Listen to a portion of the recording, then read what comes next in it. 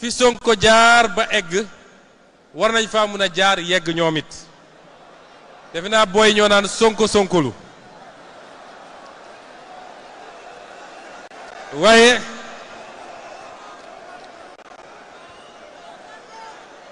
waaye ñaar laa leen ciy wax ñaar bi ci njëkk mooy homme politique da nga war a am identité propre da nga war a xàll sa yoon waroo nekk ci toppandoo ak bëgg a niroo mais da nga war a génne sa gis-gis génne sa méthode ñii dinañ ci ànd ñële duñ ci ànd mais ku la xool wala ku kii mun nen kii li mooy identité politique am ñaareel bi ma ciy wax mooy ndongo buy topp sëriñam war naa def ndànk de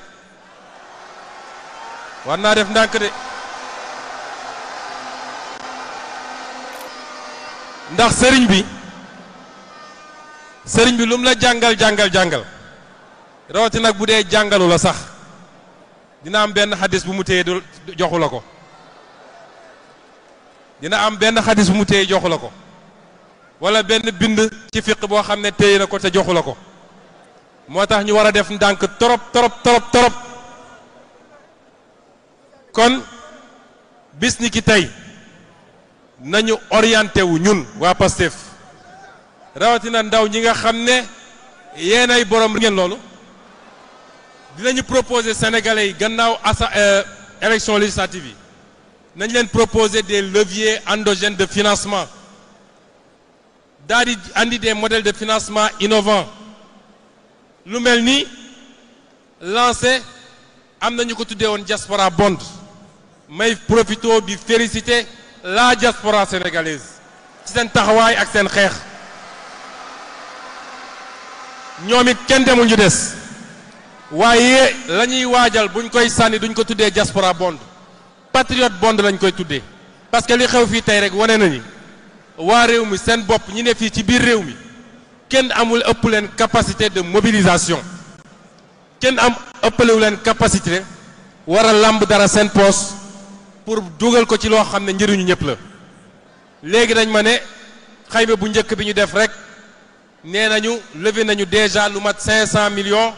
te mbir yaa ngi continuer di dugg ngàcce gaalaama Pastef dama ne kuy tibb tànk wala ngay marquage kilote rek defal ñu gis loolu mooy nit bu dee danga koo fan ba tax nga ne lu mu def ma def ko bu wootee arena Dakar arena xanaa kay suñ tegee ñetti fan nga woote Dakar arena bu levee 500 millions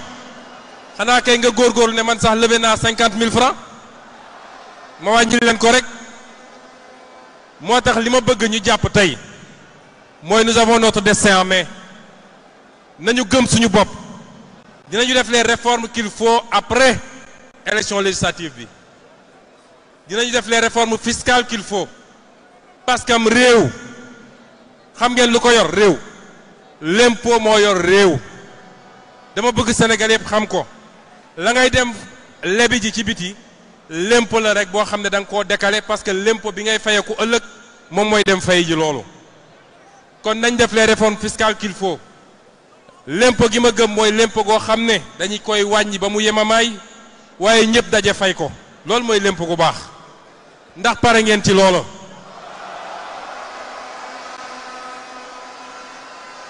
kon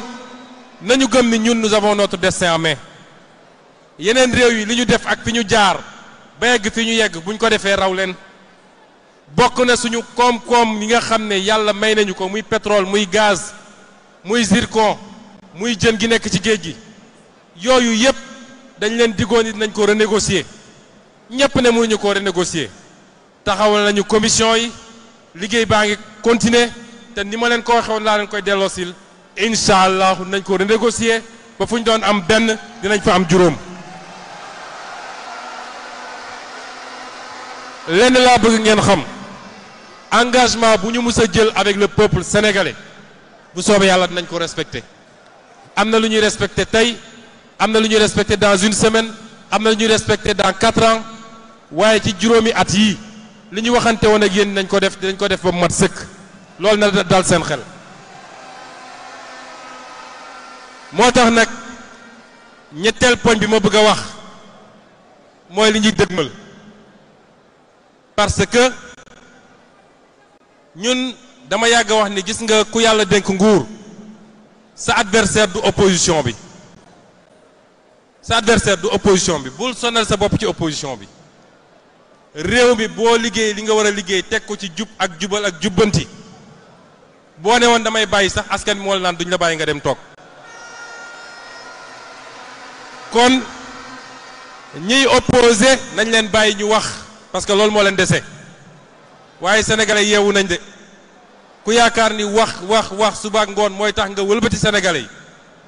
te ñaari ba ñetti cible la ñu am cible bu njëkk bi mooy jeunesse bi yéen jeunesse bi politiciens yi gëm nañ ni mën nañ fexe ba wëlbati leen féewale leen ak Pastef ak président Ousmane Sonko ak président Diomaye ci bëgg leen gëmloo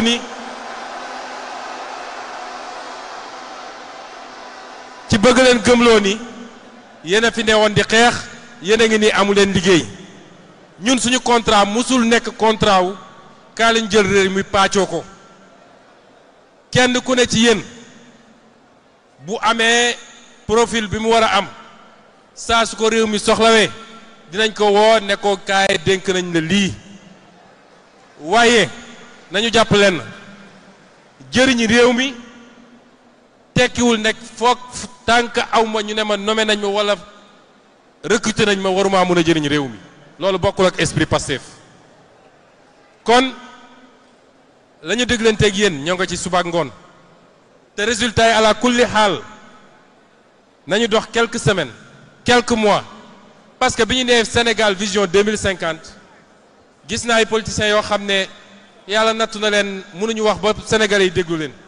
loolu nag du suñu faute ñun la ñu bëgg a gëmloo sénégalais yi mooy Diomaye de nee na ngeen muñ ba 2050 ngeen di doog a gis dara musuñoo wax loolu kër boo ko bëggee tabax da ngay defar plan ñu defar la plan bu rafet R+5 waaye est-ce que da ngay xëy premier jour bi rek am 5 étages da ngay commencer ci fondation chaîner teg brique chaîner ainsi de suite soo paree nga dem ci liggéey di ko togg président de la République premier conseil des ministres le dénk ministre de la femme et de la solidarité